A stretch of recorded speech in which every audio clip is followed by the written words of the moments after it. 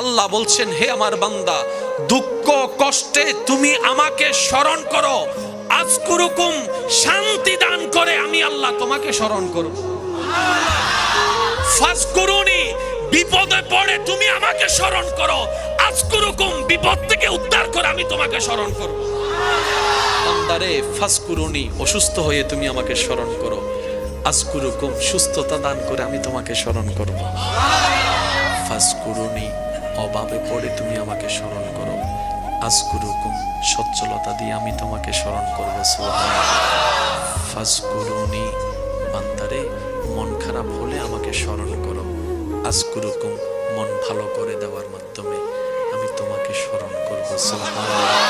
ফাজকুরুনি, পারিবারিক অত্যাচারের মধ্যে তুমি আমাকে স্মরণ করো, আজকুরুকুম, শক্তি দান করে আমি তোমাকে স্মরণ করব। সুবহানাল্লাহ।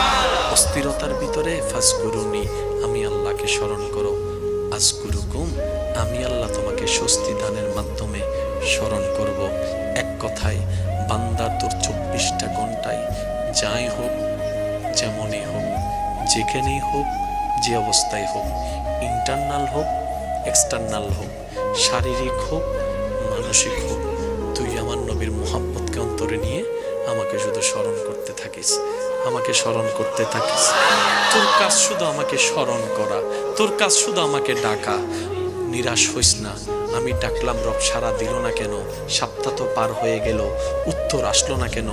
এই শয়তানের দেওয়া ফাঁদে তুই পড়িস না। তোর পাগলের কাজ ডাকতে থাকা, যেদিন আমি আল্লাহর ইচ্ছা হবে